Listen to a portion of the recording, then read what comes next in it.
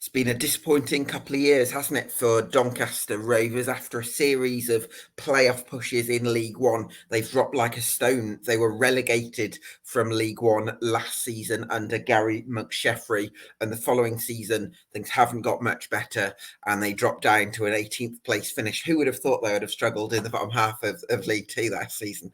No, it's been a tough time for Rovers. Can they rebuild now under Grant McCann? Because there's new investment coming into the club.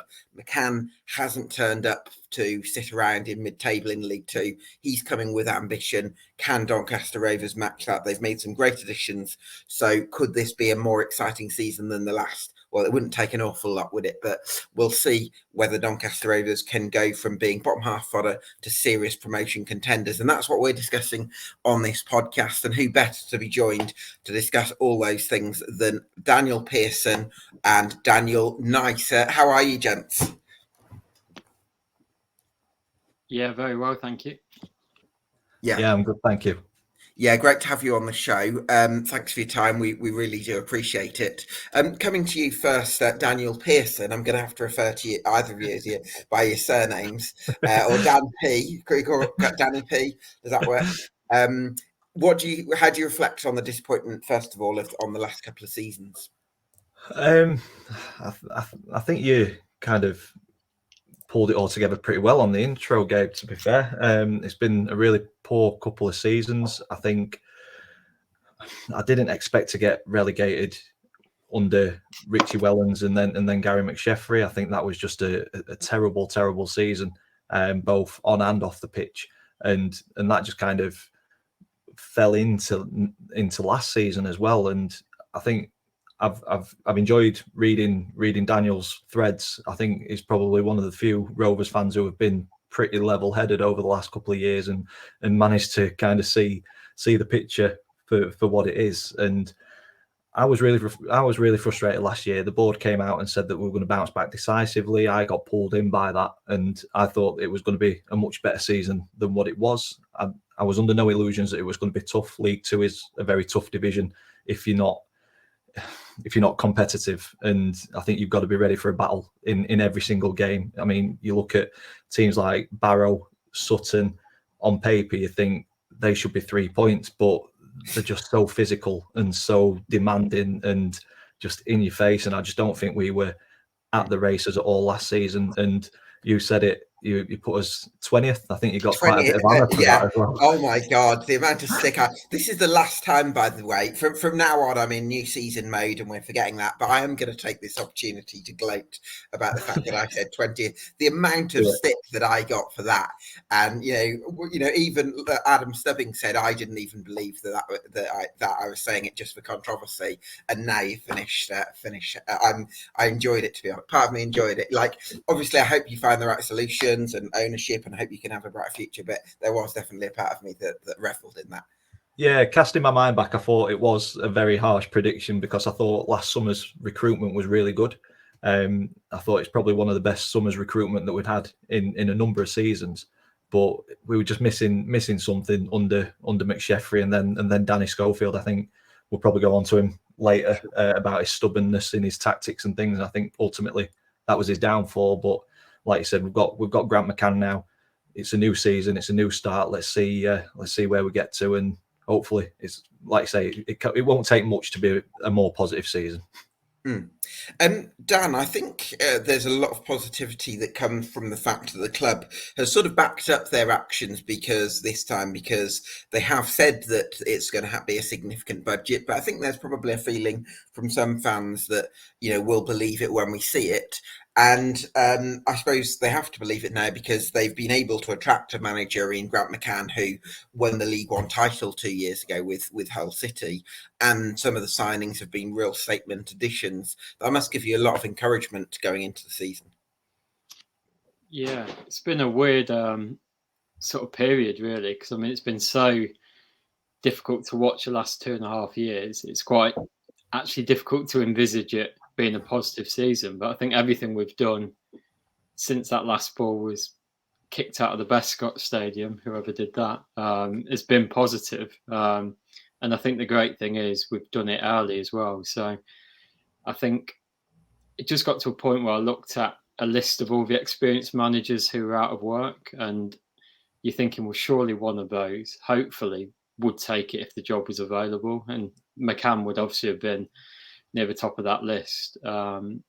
It just needed to change. And I think to get him in, to make so many signings so early, I think, there's kind of no excuses, really. Everyone's got time to settle in. We've kept the better players from last season. So we've almost got our first choice team from last season, minus a couple.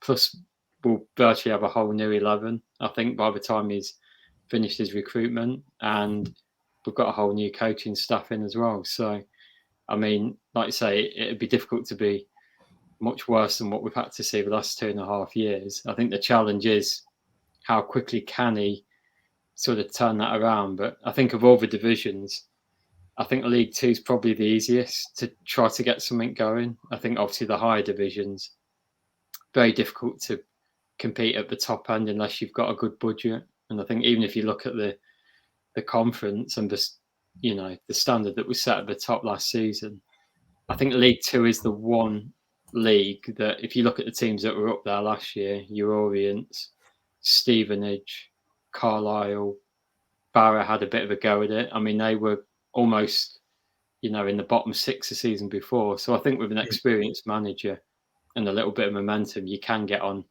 a run. But it is going to be a difficult division. There's no doubt about that. Yeah, certainly getting stronger than than last year, and I think it's going to be very difficult for a lot of teams. Dan, Danny P, I want to ask you where you feel the money's come from, or the funds have come from, in order to go on this recruitment drive. Do you think it's there's been, I think, some talk of John Ryan's involvement, sort of prompting a bit of a rethink at the club, even though he's not currently on the board, because he left 10 years ago, didn't he? Yeah. So from my understanding, we've always tried to, or in more recent years, we've tried to let Club Doncaster generate a budget, and that's the playing budget. So revenue comes from renting out offices or space within the stadium. It comes from the college, five-a-side pitches. There's loads of little different pots that generate revenue for the wider Club Doncaster. That's then kind of filtered between the Rovers, the rugby, and the Bells. And we've tried to be self-sufficient, and I think that's a good way to go. But I've always said that should be kind of the foundation, and then to show that ambition, we needed to have investment from the board. And this year, Terry Bramwell said that he was going to put a sizable amount of money in. I've heard different figures banded about. I don't think we'll ever really know how much is truly put in. But he's been the sole person to put money forward. You mentioned John Ryan. I think he's done a lot of banging the drum. I've had him on the channel, and his changing attitude over 2 videos was massive. He was so frustrated in the first video. Say again, sorry. Changing attitude. What do you mean? So towards the end of last season, he seemed really angry and frustrated, like all the fans were, on the state of the club on and off the field. We finished in his lowest position in 20 years, and he was the one who kind of built us up from nothing, got us into the Championship. So he's got a real emotional attachment to the club. I think it's probably elevated more than any other fan, because he's put absolutely everything into it previously, and see that completely almost completely destroyed. It must be killing him. And then we got rid of Danny Schofield. Grant McCann came in. He was on the channel again, and it just seemed so much more positive. Terry had put the money in and committed to X amount of money for the playing budget, and ever since then he's been banging the drum. He's donated 100 season tickets. He's raffled off memorabilia, and honestly, he's kind of galvanised the fan base, in my opinion, once again. And a couple of months ago, people were ready for the season to end and never go and watch Donny Rovers again. And I've seen a number of tweets over the last couple of weeks who can't wait for Saturday to come and as first pre-season friendly. So the shift in mentality in the fan base has been massive over the last couple of months. I think that is because we've been told that money's getting put in. We're starting to see it now, rather than just see the words. we've actually seen, like Dan said, we've done his business early, and it's been decent business this summer. And then also John Ryan going from being so negative to being so positive and banging the drum again. I think there's a feel-good factor going into this season. But yeah, I'm cautious going into it. I'll just say that. A little bit cautious, but plenty of optimism there. And I think that it's really important that Doncaster Rovers have been able to make a couple of statement signings, which remind me a little bit of signing Tommy Rowe back in 2016 before the promotion season. After a low point, you want one or two statement signings just to bring a bit of the optimism back. And I never want to simplify these things and say it's easy to get those signings over the line, because of course it's difficult. Of course, clubs have got to look after their finances, but it's definitely felt like Doncaster have needed that. Coming to you, bringing in Aaron Challoner from YouTube, obviously. How are you, Aaron? Good. Like Dan said, complete shift in mentality over the last couple of months. End of Warsaw, I was ready to prepare for a struggling season. I was thinking Schofield was going to stay. I was all for Schofield staying before I knew anything about Grant McCann, because I wanted to give him a chance over the summer. And then when we see him go out, I was surprised at the timing of the announcement. McCann coming in, the excitement started, and then every single signing has just boosted that excitement. So I'm ready for pre-season on Saturday, and I'm ready for the season to start in August as well. Yeah, absolutely. What do you make of the signings you've made so far then, Chall? The right areas. I mean, first of all, the timing of the recruitment has been fantastic. I think it's nice to have got our business done early. We were one of the busiest. I think we're probably the busiest club in in the top 5 divisions of English football at the time. So we definitely did our business early. We made sure it wasn't a name. We made sure it was the right name in a specific profile of player. Ironside, target man, great hold-up play, does the work brilliantly, like a Marquise type player. We got quick wingers. Tyler Roberts sticks out to me. Not a lot of people might not know a lot about Tyler Roberts, but I can say for a fact with Tyler Roberts that he is what it says on the tin. He gets people off seats. He's energetic. He's pacey. He bombs down that right wing, and has got a lot of potential. He's had a senior call-up in Jamaica. You know, there's a lot of good Jamaican players, and he's a senior international at 20 years old. So, you know, Tyler Roberts for me is one of the standouts. Broad bent, bright future. I see a little bit of Ben Whiteman in that particular signing. Do you know, I don't know that I agree with that actually, Chal, because from what I've seen of George Broadbent, how he's been described in the past, it's very much an old-fashioned 8 where it's like pass, tackle, pass, run kind of thing. And I see Whiteman. I see a Whiteman trait in terms of the potential he's got and the potential he's got in terms of long-term future of the club. I see Broadbent being that kind of Whiteman player who will stay for hopefully a good 3 years minimum. And really develop with the football club, and we'll get a nice sellable asset out of him in the next few years or so.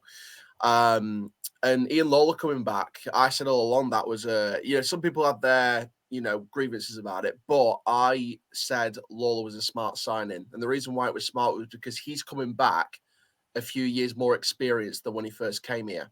So he will have got experience under his belt, and he's going to come here a more experienced, a more mature, a more understood player. He's going to come back hopefully a better player from where he was before. So I think that was quite a smart signing. Wood's experience is extremely smart. I mean, in terms of recruitment, from my understanding, I'd say we're probably one more, maybe 2, depending how if we get Charles to see how they do. Yeah. I mean, depends what Charlists do. If we bring a couple of Charlists in to see what they can do with fitness, etc., one of them stands out from McCann and says, "This is the guy that I want," he'll invest in it. But in terms of anyone else, I'd probably say one more. You excited about the recruitment so far, Dan Nice? Yeah, I think the good thing about it is, I mean, he has pretty much signed a new team, which almost, I know it's cliched, but we've got 2 for every position. So I think last season there were certain games where it was like if somebody was missing, it was so obvious, and we had very few consistent performers. And I think I've already seen a bit on Twitter of, like Maxwell's got to play or Biggins has got to play. And I think that was true last season. But I actually think this season there is strong competition for every place. So I don't think there's anyone necessarily guaranteed a place in the team. And I think that's, the exciting bit for me is some of the non-league recruitment. Like, I don't know a huge amount about Tyler Roberts, I'll admit that. But I do see quite a lot of National League football. And Broadbent was a good player in a good Boreham Wood side. Like you say, he's not a Ben Whiteman type, but he's come from that same route. So getting him from Sheffield United, he's got a good ground and you know what he's going to do. And, Senior, I've seen him a couple of times at Halifax and he's impressed me. Owen Bailey was someone we had on trial, didn't see anything of him then. But again, Court Gates had a couple of times and he was somebody who I noticed in the game. Where does Owen Bailey play again? So I think it'll be interesting to see how it shapes up, but I think he'll have the sort of position that Close played last season. Okay. Yeah. Which way he'll go, I don't know. I don't see Close necessarily as a certain starter. I don't see anyone actually other than, I think he's going to shape it up around Wood and Ironside, and you can't fault that. I know we've had many debates about the style of League Two, and probably the standard of football is better than ever before, but the amount of games, like Hartlepool away, where the centre-halves are just winning a header, their centre-forwards are winning a header. Like, we lost the game because we couldn't win a header at either end. And it was slightly, that was the thing that got me the most last year. It was slightly, I don't know what the right word is, more than frustrating. But it was like we're losing games because we can't do the absolute basics. And, you can preach about style of football all you like, but if you don't win the first header at both ends, you're not winning many matches. And even when Schofield changed tack, it was a really sort of odd way of doing it. He sort of went to a long ball style towards the end, but just hitting aimless long balls towards, I know we had a lot of injuries, but forwards who weren't going to hold the ball up, and it was just going straight out of play or straight back to them. And I'm thinking, if that's your idea of being pragmatic, we're not on the right path somehow. And I know a lot of people said that he would stay, and that must have come from a feeling that, I know there was a vote of confidence, but as soon as I heard that, I thought that's getting him through to the end of the season, and I think we'll make the change then. I think when you look back at some of the messages, you can see how it was lined up now. And obviously we didn't want another caretaker in the mix, but I think the thing that almost swung it for me was when Swindon appointed Michael Flynn, because I thought they're in exactly the same boat as us. They set out with ambition. They lost a manager at a certain point of the season. They appointed an inexperienced manager to try and play football. And then they've gone, no, look, somebody like Michael Flynn's available. We've got to go down that experience route. And I think that's exactly what we've done. And you can't, it was sad with Schofield, but I mean, it was surely inevitable, losing 18 out of 32 league matches and chucking a home defeat to a non-league side in the FA Cup for the first time in history. He couldn't carry on, could he? 19 defeats in 33 games in the bottom division.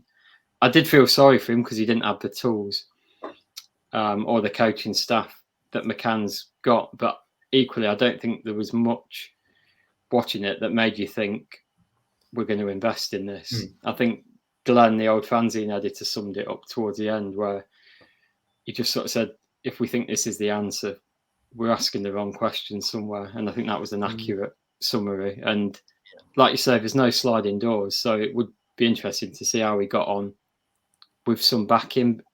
But I don't see how you could have sat there and thought, this is what we're going to invest in when there were so many experienced managers out of work.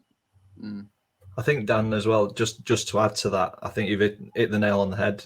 Not just investment from the board, investing in Danny and the style of play, but investment from prospective players coming in.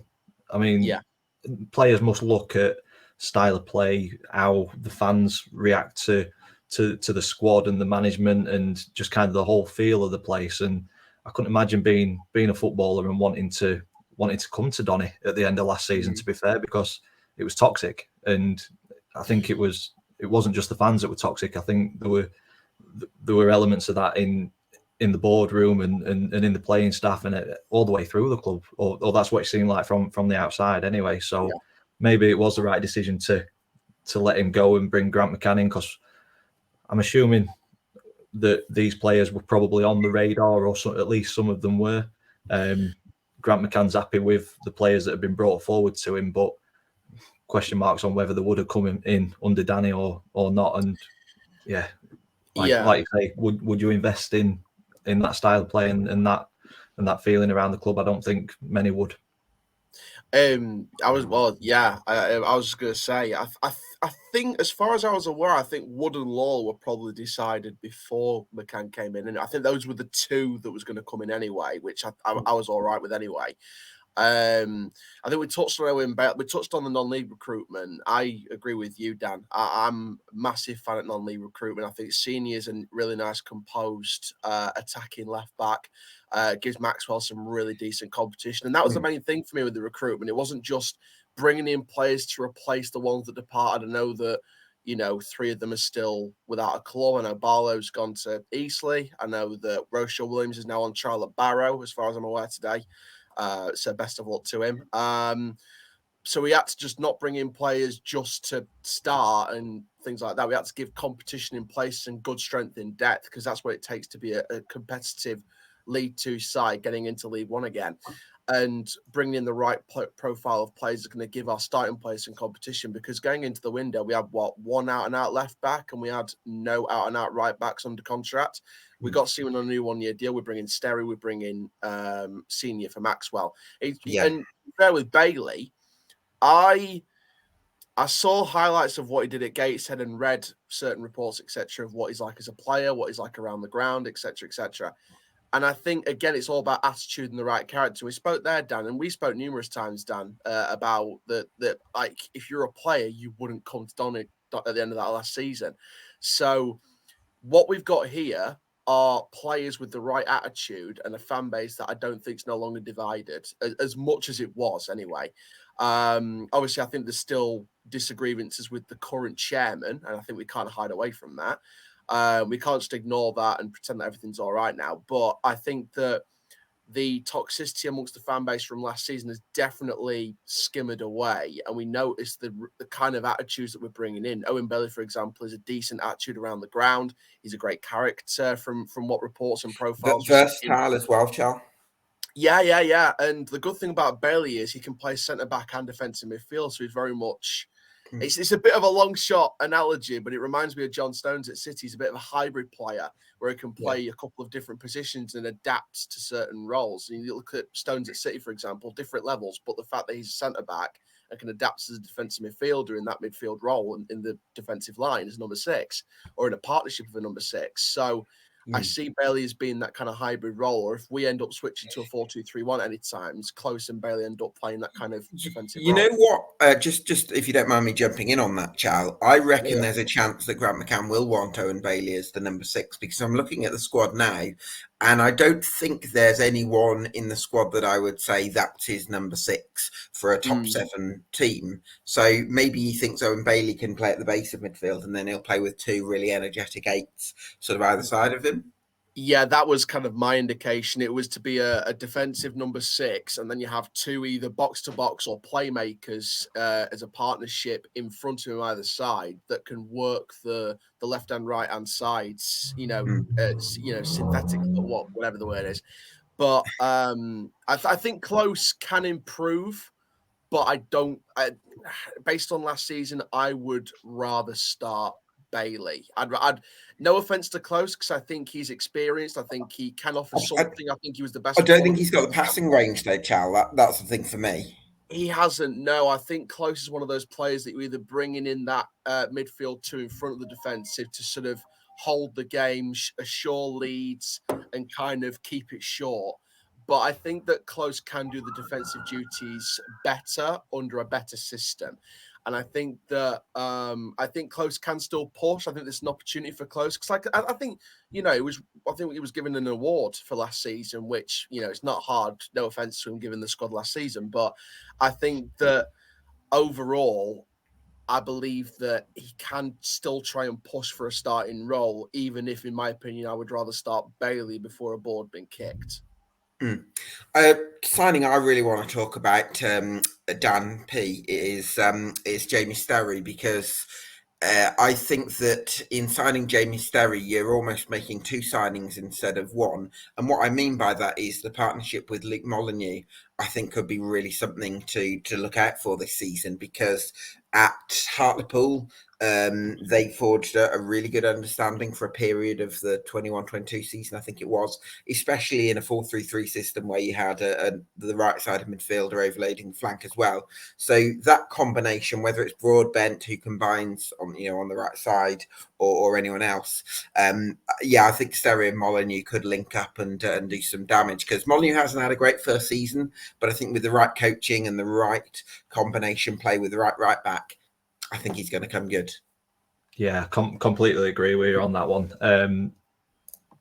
When he signed, the first thoughts were, hopefully this improves Molyneux, because like you say, his first season wasn't great. He came with a lot of promise. Obviously 12 goals scored the previous season for Hartlepool, and I think that was partially because of Sterry as well in that partnership on the right hand side.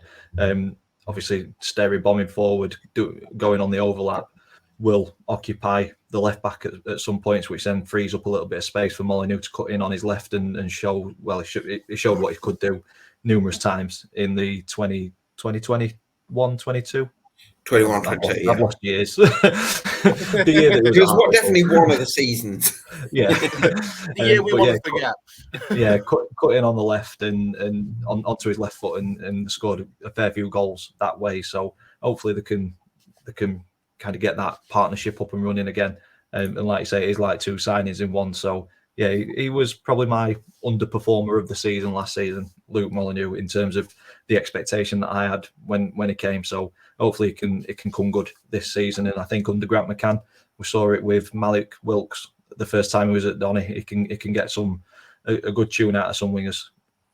Yeah, absolutely. Let's hope that's the case. Dan, how are you feeling about the signing of Joe Ironside? He's a promotion winner with Cambridge in 2021.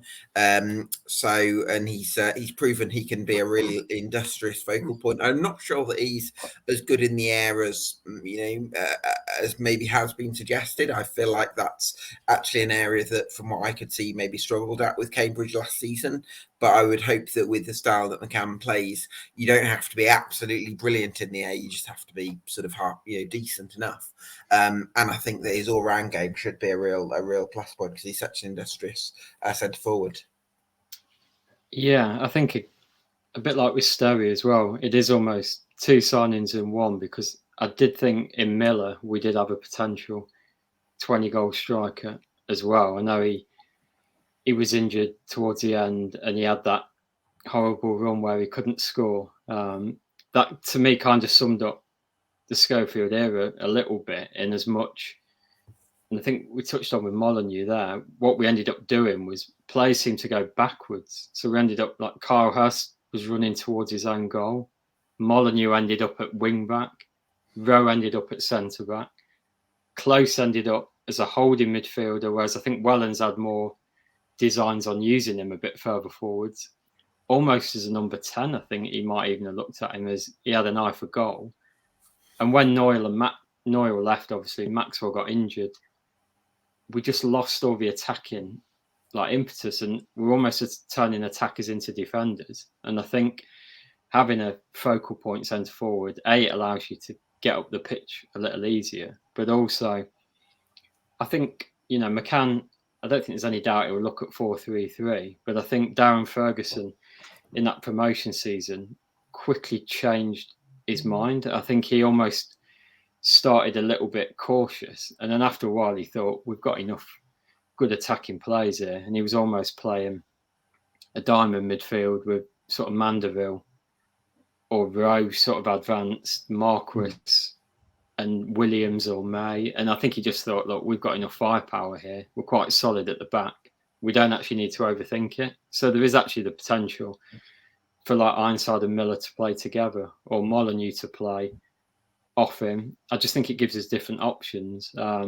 But he does remind me a little bit of Marquis. Like his goal scoring record isn't fantastic, but Marquis just clicked playing for us, and he almost had two different roles.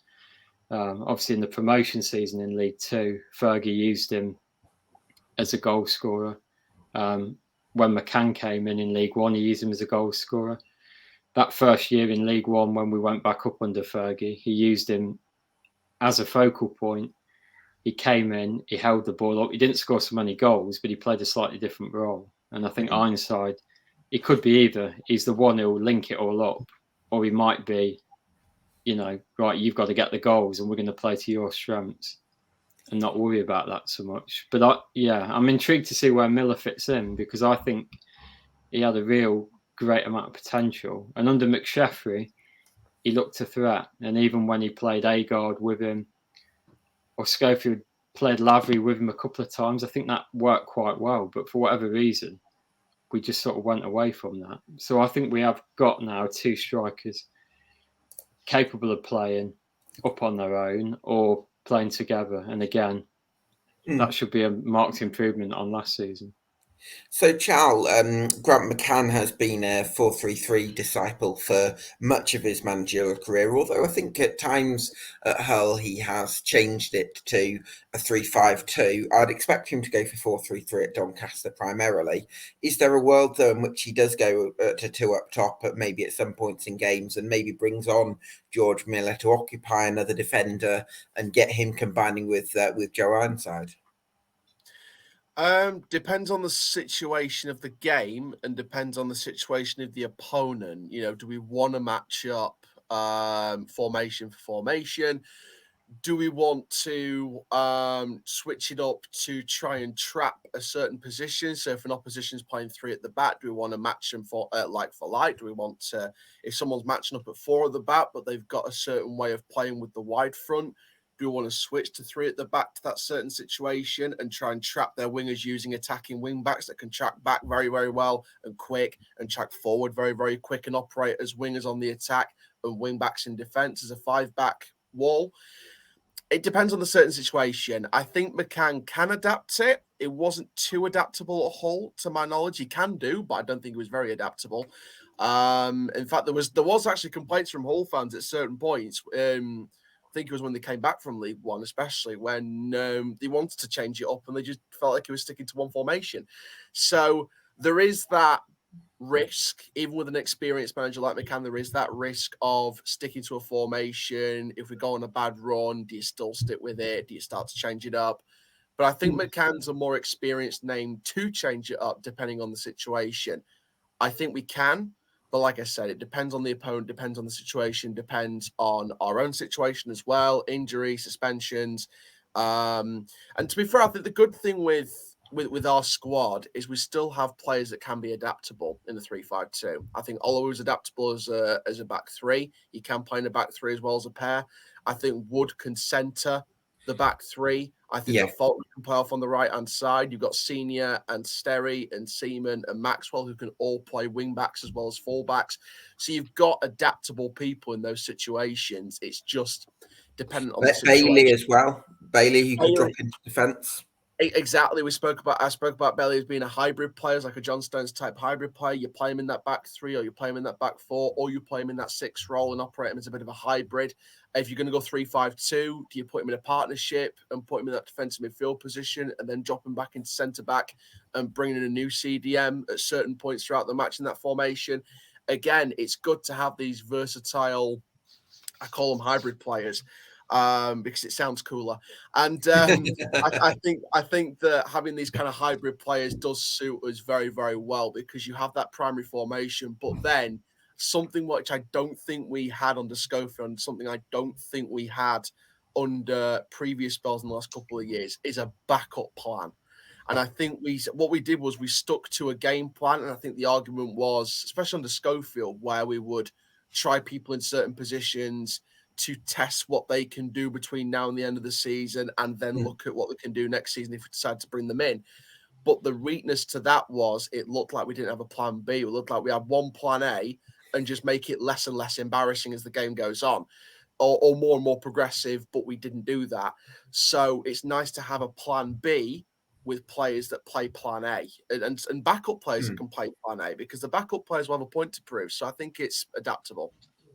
Yeah, I also think though with the sort of no plan B, I sometimes feel football fans in general can kind of risk getting a bit hypocritical sometimes, because we all want our managers to give us a clear plan. We say, we want a clear plan and a clear playing identity, and we want everyone to know what they're doing.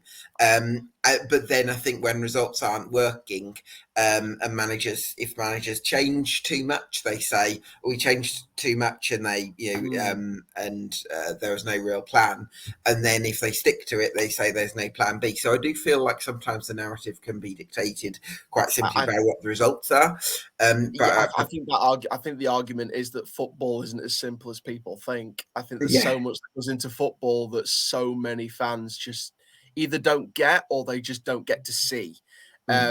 Partly not their fault, part of it could be their fault, but I think football's not as plain as what people might think. I think you have to either be on the outside in or know bits of what's happening on the outside in to get a clear understanding of how football operates on and off the pitch. Yeah, completely.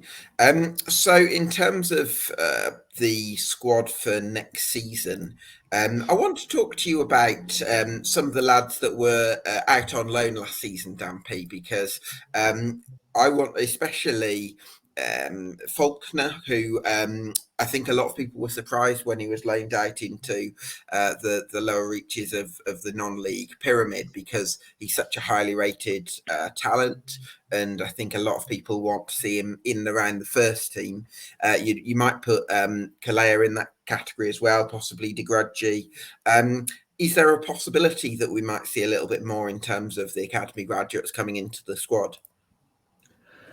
I think out of those three that you mentioned, probably Faulkner's the most likely to feature in the first team. But you look at the back, the centre backs now. I think we've got options. I think Wood is, in my opinion, the best signing this summer, because we've lacked organisation and discipline at the back for the last couple of years, and I think that's what Richard Wood gives you. And he's also played, I think he played about 25 games in the Championship last year, something around that. So he's still fit regardless of his age. But I think if we're playing a back four, I think it'll be Wood and Oluwu.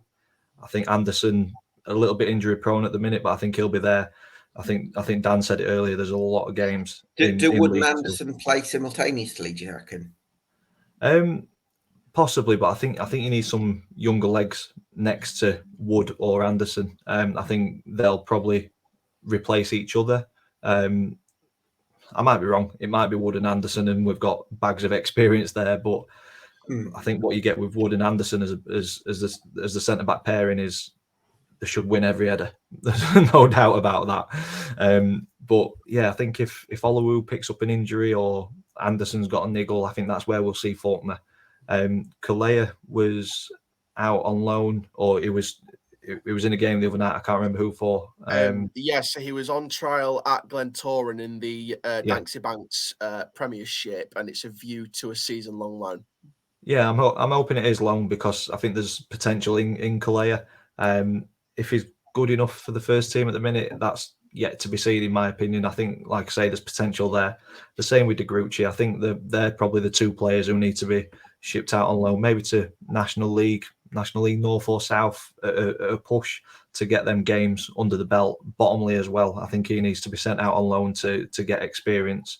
I'd probably say goalkeeper's my one frustration for the recruitment this summer, because for me, Louis Jones should be pushing for a first team place now. If he's good enough or not, again, I'm not 100% sure. I'd like to have seen Lawler and another keeper brought in, to be honest, and probably Jones being that third keeper sent out on loan to get some match experience. What do you think, Dan Nice, on the Louis Jones situation? I'm still one of his biggest fans, probably, at the club. I've liked what I've seen from him. He's just not really had a chance. I mean, it was interesting when he played against Colchester. I know it was like the Alamo towards the end, but he did keep a clean sheet. We cleared one off a line right at the end, I think. And I think the last game he'd played, the game before that, we'd won at MK Dons back in League One, which was another clean sheet. That was a game I was at and a game he played his part in. So it's like, actually, he didn't play for the best part of a year and he kept 2 clean sheets in 3 games. And I just feel a bit sorry for him, really. I think when Wellens took over, he was quite vocal about him wanting to take the number 1 jersey, and then quite critical of him just before the start. And I forget who we signed on loan right on the cusp of the season. The lad from Watford, that was it. And it was like, we want you to be number 1, have the number 1, show the confidence of being a number 1, and then, you're number 2 straight away, which I wasn't too sure about. But again, I think the good thing about the Lawler signing is I don't think either are guaranteed a spot. I don't think Lawler is necessarily going to start that first game. Same with the centre-backs. I think the last good centre-back pairing we had was Anderson and Butler. And yes, neither of them had a run in them, but they didn't need to because they were reading it. They were experienced. Darren Moore picked them too, who was obviously a good judge of a centre-back. So the first 5 yards are in your head. If you know where to stand and you know where the ball's going. In League Two, I think Richard Wood will play with a cigar on at times, having been in the Championship. So I think, but again, if Faulkner comes in pre-season and does what he did last year, I think McCann might go, hang on a minute, this kid's got something and we're going to go with him. So I don't think anyone's guaranteed a place. And I think that's the exciting part of it. I think we'd all put an 11 down and we'll probably go into it as to who you pick. But I don't think, it's like in pre-season, if anyone, like if John Taylor comes back and shows up well, I think he'll be in the first team. If Close does better than Bailey, he'll be in the first team. If Faulkner does better than the others, I think I don't think McCann will be sitting there now going, there's a definite 11. And equally, as you touched on the style, I think he will go 4-3-3, but I think he's cute enough to go, we're going to change if we need to, or we'll go to a back 3 if we need to, or we'll play a midfielder in the back 3 to try and find a different angle, or we'll go 2 up front. I don't think he's, Schofield was stubborn and I couldn't understand it because unless he just thought I have got the job long term, it wasn't going to work the way he was doing it all the time. And I think, like I think you're naive though if you're a manager and you think you've got the idea that you don't have to get some results early doors. I think is naive. I'm not saying that's what he thought, but I suppose when we've talked about these older centre backs, Chall, certainly Richard Wood, and maybe you put Tom Anderson in that category to an extent based on the fact he's necessarily had the couple of years that he would hope for. I don't think he's a veteran, but he's certainly not at his peak form wise. There's part of me that's a bit concerned if it is 4-3-3 that if fullbacks like Jamie Sterry and possibly even Maxwell get really high up the pitch, are they going to get exposed in those 1v1 situations? But I reckon Grant McCann's going to try and combat that by having lots of energy in midfield, whether that's going to be 3 of Harrison Biggins, Liam Ravenhill. I wouldn't expect to play a hugely prominent role, but then you go to George Broadbent and Owen Bailey. So yeah, 3 of the 4 maybe. I guess it's going to be a case of trying to sort of combat that with lots of energy and make sure that you avoid those centre backs getting caught into 1v1 scenarios. Yeah, I think part of that could be generally the idea. I sort of go along with the scenario that I would put a quick centre back next to a no nonsense centre back, so you'd have like a Wood next to an Olawu. I think Wood and Anderson, in terms of the style of centre backs they are, I just think they're too matchy, and I think it can slow it down at the back, which can be a good thing if you've got those bombing fullbacks. And you have a midfield that can read the game, that can create energy in the front, keep it moving forward, and keep it away from those 2 centre backs. But I think having a quicker centre back, a bit of a ball player like an Olawu, next to a no-nonsense like a Richard Wood would be a better scenario. Olu and Wood sounds like a really exciting partnership. I like the idea of that because I think Olu's got the athleticism and he's good at sort of charging out and snuffing things out. And then you've got Richard Wood, who's the organizer. He's got the cigar on, as Dan mentioned. I like that image. And to be fair, you've also got, not just Bailey, not just Close, not just Broadbent, Ravenhill, Biggins, etc. You've also got Westbrook, who's going to want to make an impact. You've also got Tommy Rowe, who wants to prove a point. Sure. We know Tommy Rowe. He's Mr. Donny Rovers at this point. He's the kind of next one coming up. He's the guy that's going to try and stay here until his last years potentially. So he knows what this club means to fans. He wants to give his all. He wants to try and prove a point next season. Westbrook, he's got a chance now. He's got a serious chance to bring out the Coventry City Westbrook, not the Bristol Rovers Westbrook. And what we want to see is the Coventry City Westbrook that was getting linked to Premier League and the Championship only a couple of years ago in terms of the transfer window. So, like I said, we've got people that want to prove a point. And I think Oluwu is one of our better defenders at the club from last year. He'll still want to prove a point. Richard Wood's new environment after 8 years, he wants to prove a point. Anderson's injury prone, but wants to prove a point. So I think, like you said earlier, I think that the whole starting 11, there's not one player nailed down to start on that first day, even on Saturday. I don't think there's a player nailed down to Saturday because, like I said, I'm sure we're going to have a couple of trialists. I mean, one name I'm keeping my eye on is that Deji Satona that was released by Burnley under-21s that used to play for Nice. I'm wondering actually if because he's supposed to be a really quick winger, isn't he? Yeah, and I'd heard from a couple of Rovers fans that it was potentially on trial wheels this week, so I'll keep an eye out for that one. But yeah, I think no one's nailed down to start because, like I said, anyone can turn up and anyone can prove their point. Yeah, absolutely. So I've got 2 questions then to finish off with. One for the more positive Doncaster Rovers fan of you 3 and one for the more pessimistic. So first question, which of you do you reckon's the most positive Donny fan? Bit Chall. Chall. Yeah, okay, we'll go to you then, Chall. I've got to make my 1 to 24 predictions in a few weeks, which I'm sure you're looking forward to. So what would be the reason for me to be really positive about Doncaster Rovers and say they're going to finish in the top 3 this season? I think the reason to be positive about Doncaster Rovers this season is the fact that we have switched our mentality on and off the pitch. And not only that, we've given ourselves a kick up the backside. We've actually taught ourselves a lesson to not make the same mistakes again, because the main problem we had was football decisions made by non-football people. What we decided to do is we decided to bring more football people into the club. And what we decided to do is give more responsibility to the people who know what they're doing on the pitch, like Grant McCann.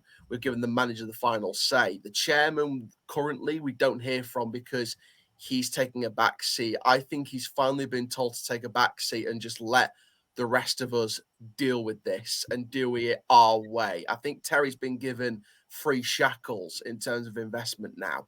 And I think that the main thing is the fans are going to be back. The atmosphere is going to be back. I think we've sold, 5,000-6,000 season tickets already from what I've heard. It's unbelievable that we've sold 5,000-6,000 season tickets.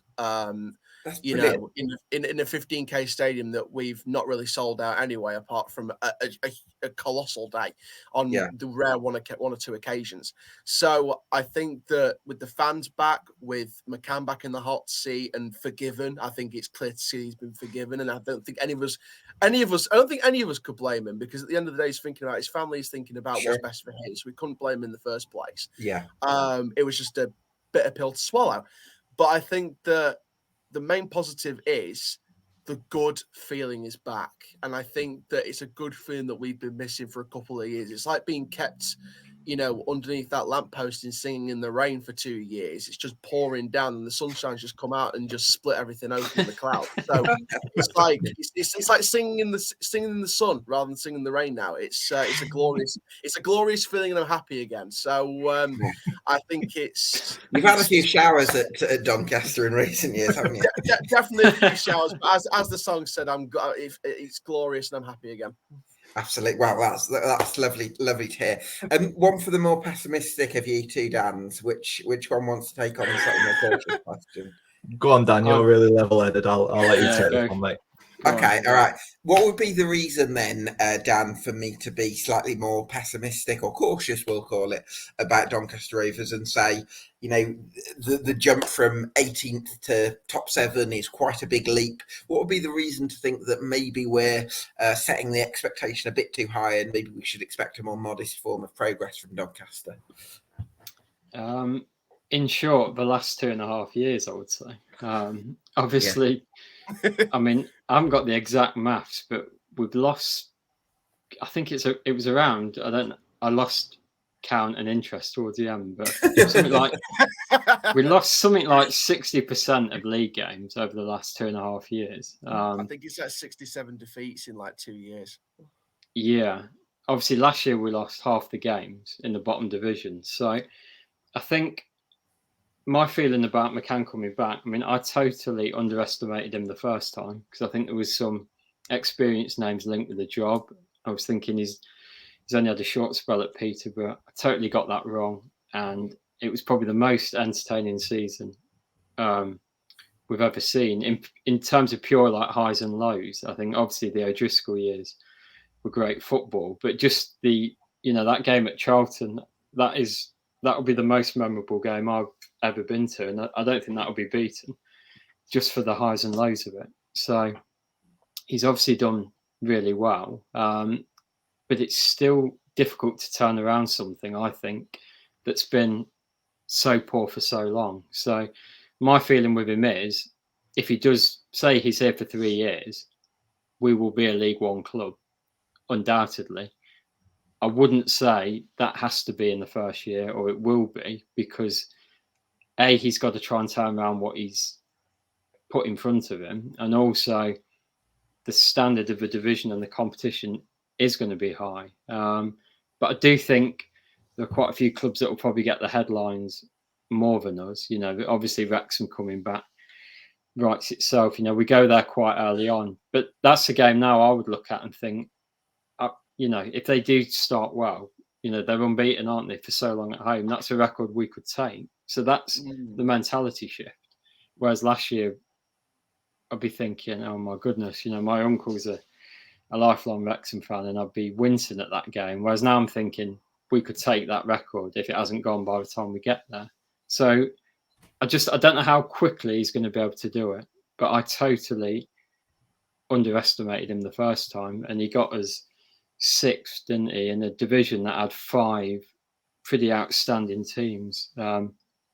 Charlton, I think, weren't they something like 20 unbeaten going into the playoffs? They hadn't lost at home for months, and obviously we won there even though we lost. The other teams above, was it Luton who won it that year? And Luton and Barnsley. It was a really strong division, and at every stage you thought we're just falling away at the wrong moment. But even that last game against Coventry that we won, that was real nervy, because I think Peterborough had a comfortable home win that day. The pressure was on, and I think I'd definitely back McCann over time. I just think I'm not one who'd say we're definitely going to be in the top 7. We're definitely going to get promoted. It's going to take him a bit of time, I think, to get to grips with. He's never managed in the division either, so it would be interesting to see how he approaches it. 'Cause I think he'll be a bit more Ferguson-like and go, look, this is how we're going to play.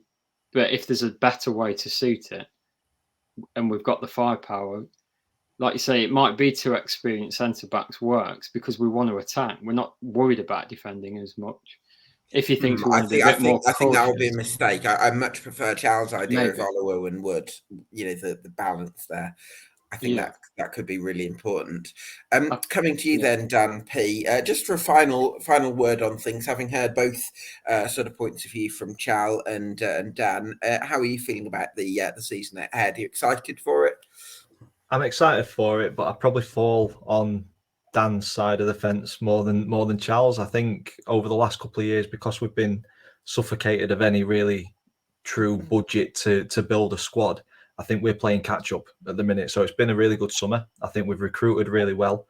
But I think we're now at the point that a lot of clubs were at last year, and the investment that we've had, for me, if we'd have had a decent amount of money in the previous 2 years, we'd have that foundation of a squad to add the flourishes. Whereas McCann's been tasked with building a squad that's going to be competitive, which I think he has. But teams around us are adding players. I think I've got as 9th or 10th at the minute. I need to finalise my predictions, but I think you can't discount Gillingham, Swindon, Wrexham, Notts County, Stockport County, Mansfield, Barrow, Bradford. We've not even mentioned. Bradford. Swindon.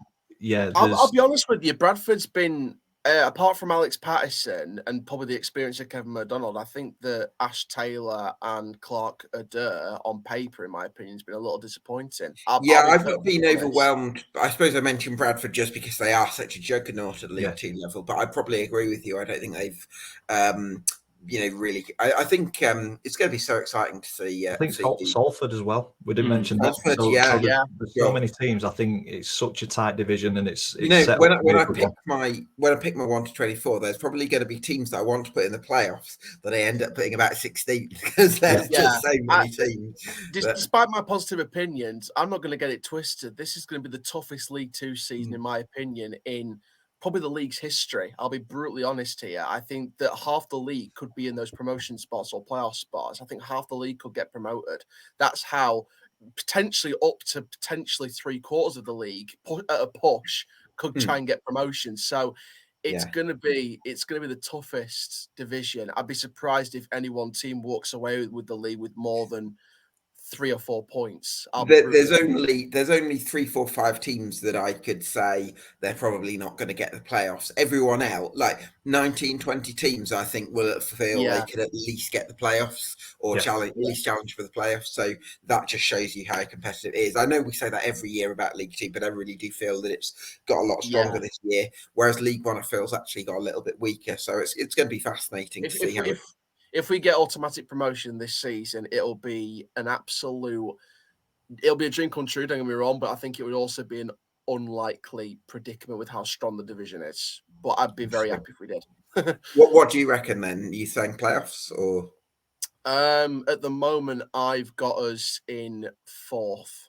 Interesting. So very interesting. That's at a push. I'm sort of seeing where a few other teams make their recruitment over the rest of this month, heading into the first month of the season, and just kind of decide a few days before the start of the season. So I'm going to allow the next month to pass over and see what recruitment's like, because obviously the loan market will start to open up a bit more this month. I think that I don't think we're going to be like discrediting that. I don't think we'll get a lot of loans. I think maybe one. No, I think you might bring 1 or 2 more in, but I don't think it'll be loads, will it? No, it won't be like 4 or 5 like we did the past few years. I think it'll be 2 or 3 loans at a push, 2 maybe. But like I said, I'm going to see what the next month holds over pre-season and what the loan market ensues and what we do for the rest of our business. And that's a good thing that I like about Doncaster Rovers at the moment, that all your signings, apart from Tyler Roberts, have been permanent, because I think that gives you an opportunity to build something. So even if you were not to miss out on promotion this year, you've still got the foundations of a real squad to really build on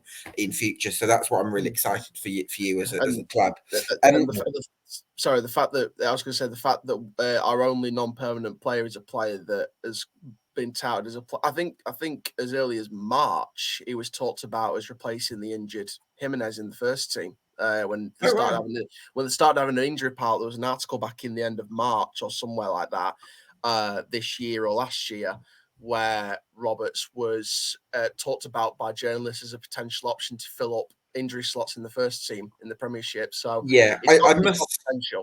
I must say I've heard contrasting reports on Roberts. One sort of Wolves expert I've spoken to says League Two is about his level. So we'll have to wait and see. Hopefully just well, but you never quite know, because with players are just Dapper came with a lot of potential. We know how that ended. Lots of cases like that. Dan P, what are your content plans for 23-24? Give us a little plug. Similar, thank you. Similar to last season. Obviously, working a full-time job, so content is just a hobby. So I really appreciate people coming and watching and commenting and interacting. It does mean a lot. So yeah, for me, it'll just be match day vlogs, previews, and then the 72 review on a Sunday evening where we cover all 3 divisions and try and just talk football, and it's like a chat in a pub. So yeah, that's for me this year. And what about you, Chall? What are your content plans for the season ahead? For now, at least, the plan is to do. I've got my season ticket for the home game, so I'll be doing every single home match. Fingers crossed. Working as well. Obviously, people know I'm working at Gulliver's now, so I'll be working there, hopefully on every day but a match day. And then for the away games, I'm going to try and tick off the grounds I haven't done. And then the plan for the away games that I don't go to, or the grounds that I've already ticked off, is to potentially cover a different sporting event, whether that be a different sport, whether that be a non-league game or other clubs, and try and do a bit more general sport content as well. Nice. And then just other videos around that, whether that be interviews, whether that be daily reports, transfer analysis like we did this summer. And then I've got other plans around that. So that's the situation as it stands. Lovely stuff. Well, all the best with that.